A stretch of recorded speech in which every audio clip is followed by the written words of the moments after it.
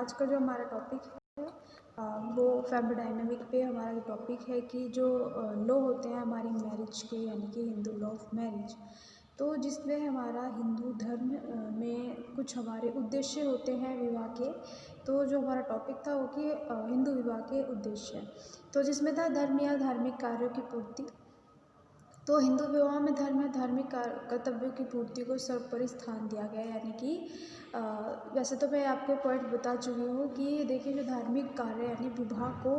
ही इसलिए माना गया है कि ताकि व्यक्ति विवाह के बाद अपने धार्मिक कार्यों की या अपने धार्मिक कर्तव्यों की पूर्ति को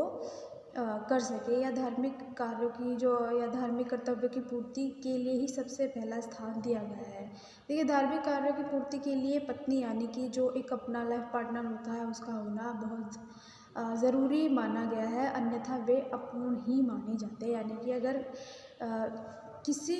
भी कार्य को करने के लिए अगर उस कार्य में पत्नी का स्थान नहीं है या पत्नी सम्मिलित नहीं है तो उस कार्य को अपूर्ण माना जाता है। जैसे यज्ञ में पति व पत्नी दोनों का होना आवश्यक होता है।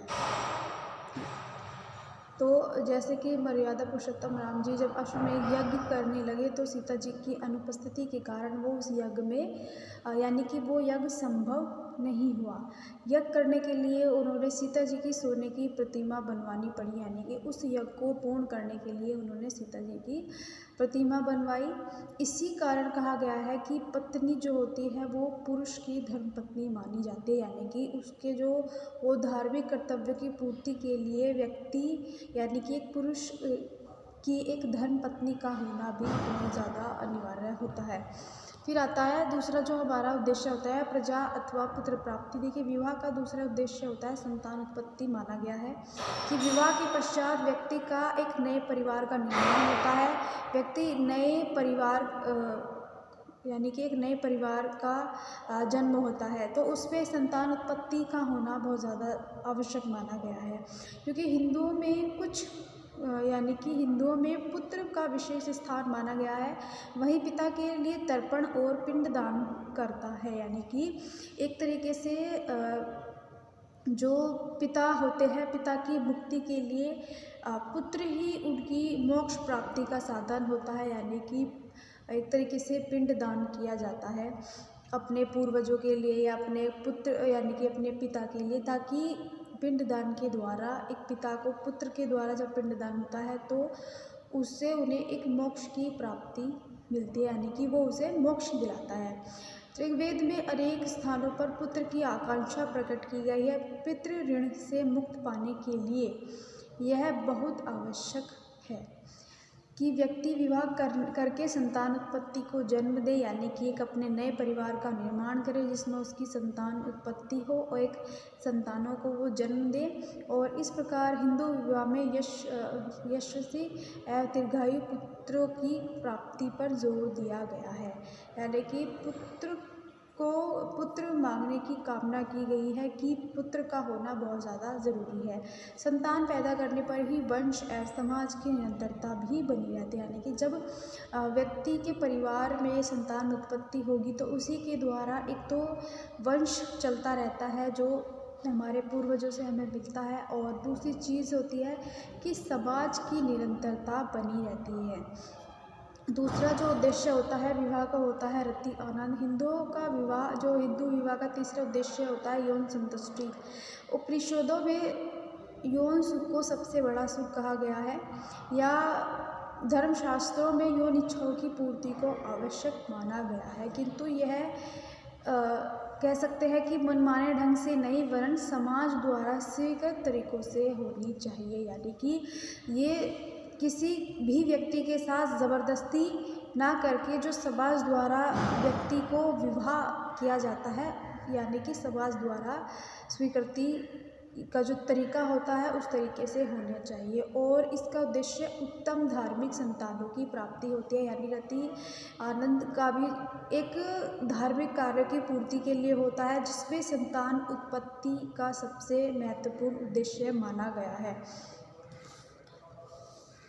फिर आता है हमारा व्यक्तित्व का विकास। देखिए स्त्री और पुरुष के व्यक्तित्व के विकास के लिए विवाह आवश्यक है। विवाह के द्वारा व्यक्ति समाज में अनेक नवीन पद एवं भूमिकाएं ग्रहण करता है, जिसमें यानी कि विवाह के उपरांत एक वो व्यक्ति, दोनों ही व्यक्ति एक नया पद या नई भूमिकाओं को ग्रहण करते हैं, जिसमें अगर एक पुरुष होता है या युवक होता है वो एक पति की भूमिका निभाता है, और जो एक लड़की होती है वो एक पत्नी की भूमिका निभाती है, और एक फ्यूचर वो माता पिता की भूमिका निभाते हैं। तो जिसके पालन से व्यक्तित्व विकसित होता है और नई परिस्थितियों के अनुसार अपने को ढालने में समर्थ होता है। यानी कि देखिए नई कह सकते हैं नई परिस्थितियाँ आती है सामने, तो वो व्यक्ति उन नई परिस्थितियों के अनुसार ही अपने आप को ढालने में समर्थ होता है। मनु कहते हैं कि मनुष्य अपूर्ण है, जिसे विवाह ही यानी कि एक व्यक्ति अपूर्ण माना जाता है जिसे विवाह ही पूर्णता प्रदान करता है। यानी विवाह के उपरांत ही व्यक्ति को पूर्णता प्राप्त होती है।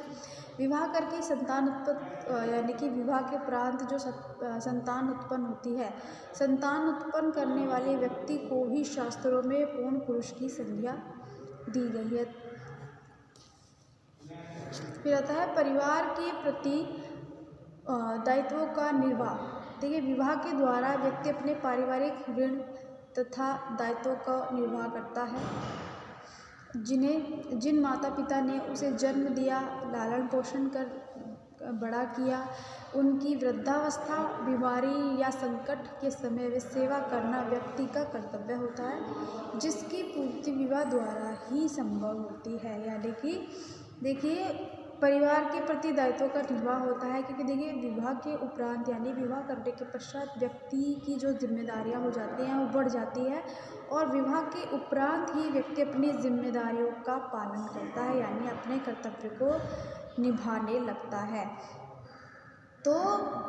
व्यक्ति विभिन्न प्रकार के दायित्वों को तब पूर्ण करता है, यानी कि विवाह उपरांत व्यक्ति अपने सभी प्रकार के दायित्वों को निभाने में सक्षम होता है, और तभी जब व्यक्ति पर जिम्मेदारियां आती हैं तभी वो उनको समझ करके अपनी जिम्मेदारियों को निभाने लगता है। तो जिनमें जो माता पिता ने उन्हें जन्म दिया है, उनका पालन पोषण किया है, उन्हें एक अच्छा जीवन दिया है, एक समाज में एक सही अच्छी स्थिति दी है, तो उसी जब व्यक्ति समाज में रहने योग्य हो जाता है, यानी अपने आत्मनिर्भर बन जाता है, आर्थिक रूप से सुदृढ़ हो जाता है, तो क्या होता है कि जो उनके वृद्धावस्था में या किसी भी बीमारी में या किसी भी संकट में जो संतानें होती हैं वो अपने माता पिता की केयर करते हैं, यानी कि वे कहीं ना कहीं अपने दायित्वों को निभाते हैं, अपने कर्तव्यों का पालन करते हैं। फिर आता है समाज के प्रति कर्तव्यों का निर्वाह, यानी व्यक्ति पर समाज का भी ऋण होता है। मूल व्यक्तियों की रिक्त स्थानों की पूर्ति के लिए इसमें गलत मृत व्यक्तियों की रिक्त स्थानों की पूर्ति के लिए तथा ज्ञान संस्कृति व सभ्यता की निरंतरता बनाए रखने के लिए यह आवश्यक है कि वह विवाह करे और नई पीढ़ी को जन्म दे। देखिए जब एक परिवार पे कोई वृद्ध व्यक्ति होता है तो वृद्ध व्यक्ति की अगर मृत्यु हो जाती है तो वो घर में सदस्यों की संख्या कम हो जाती है, वो स्थान खत्म हो जाता है। लेकिन अगर विवाह के उपरांत वहीं संतान उत्पत्ति होती है, संतान को जन्म दिया जाता है, तो कहीं न कहीं परिवार की वही संख्या फिर से बढ़ जाती है, और कहीं न कहीं एक सदस्य का स्थान बढ़ जाता है और एक सदस्य परिवार में आ जाता है। और जो एक तरीके से ज्ञान हुआ या संस्कृति सभ्यता की निरंतरता बनाए रखने के लिए, यानी कि जो हमारे रीति रिवाज होते हैं या जो हमारी सभ्यता होती है या जो हमारी संस्कृति होती है, उनको बनाए रखने के लिए भी विवाह भी बहुत आवश्यक हो जाता है। और कहीं ना कहीं विवाह उपरांत ही एक नई पीढ़ी को जन्म दिया जाता है, यानी कि जो परिवार में सदस्यों की संख्या में बढ़ोतरी करते हैं और घर में एक नया माहौल बन जाता है। तो जिससे क्या होता है कि एक तो नई पीढ़ी का जन्म होता है, और साथ ही साथ उसमें जो समाज है, समाज की निरंतरता बढ़ती रहती है और नए वंश यानी कि वंश भी चलता रहता है और समाज की निरंतरता बनाए रखे जाने में योगदान दिया जाता है। तो स्टूडेंट्स जो आज का हमारा टॉपिक है वो अभी यहीं पे कंप्लीट नहीं हुआ। अब इससे जो हमारा नेक्स्ट टॉपिक होगा वो मैं आपको नेक्स्ट वीडियो में बताऊँगी।